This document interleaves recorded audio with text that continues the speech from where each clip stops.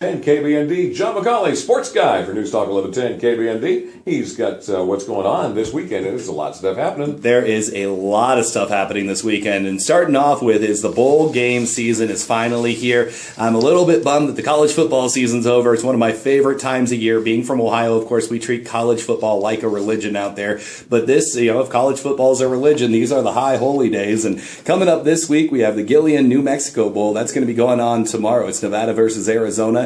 The famous Idaho Potato Bowl is going to be going on also on Saturday. Toledo versus Utah State, and BYU is taking on San Diego State this coming Thursday at the San Diego County Credit Union Poinsettia Bowl. If that's enough words in the title there for you.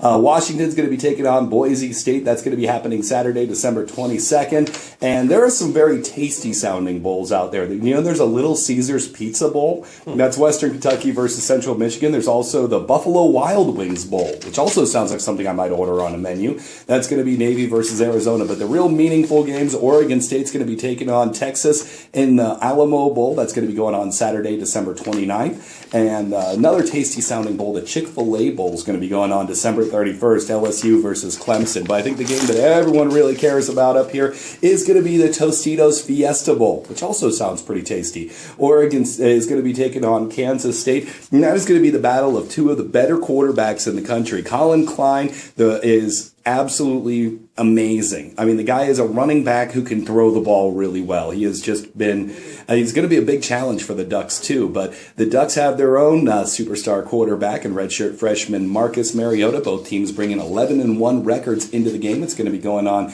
January 3rd, so I'm definitely looking forward to that. And congratulations to Kenyon Barner and Kiko Alonso from Oregon, and receivers Marcus Whedon and cornerback Jordan Poyer from Oregon State. They're both going to be playing in the Senior Bowl, so they're going to get some really good exposure. I expect to see both of them, actually all four of them, in the NFL next year. Getting that spot in the Senior Bowl, there are so many GMs and scouts that are watching that can, how you play in that game really determines where you're going to wind up in your draft status. Now, speaking of the NFL, of course, anyone who listens on a regular basis knows that I am a huge Cincinnati Bengals fan, and they wound up pulling out a big victory against the Eagles last night. Of course, I got to say that the MVP for the Bengals has to be the Eagles rosters. Both teams tried really hard to lose that game. There were so many penalties and turnovers, but you know what? The Eagles just tried harder to get that loss on their record and get that better draft position. So next week versus the Steelers is going to be a huge game for the Bengals. That's going to go a long ways to determining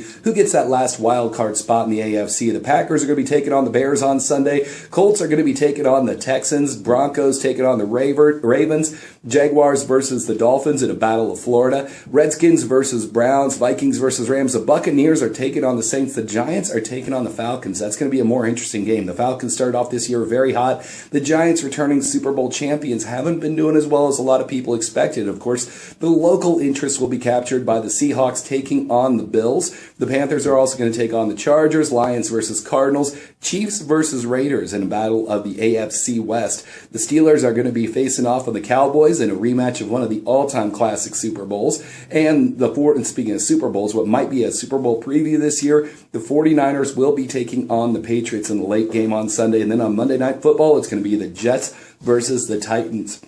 Now, of course, we are your home for the Trailblazers, and if you were listening last night, you got a chance to hear the Trailblazers take on the San Antonio Spurs. They won 90-89. The next game is going to be coming on next Sunday versus the Hornets, and it was Damian Lillard's show last night. He put in a career-high 29 points. The rookie is absolutely blowing people away. He's the second leading scorer on the team, and here's one of the things I really like about the Blazers is how much they really mix things up and how much they spread the ball around. They've got 5 players averaging double-digit scoring, including LaMarcus Aldridge with 21 points being their leader. And, of course, the Blazers aren't the only people out there playing basketball. The Ducks are playing basketball as well, and we love our Ducks here.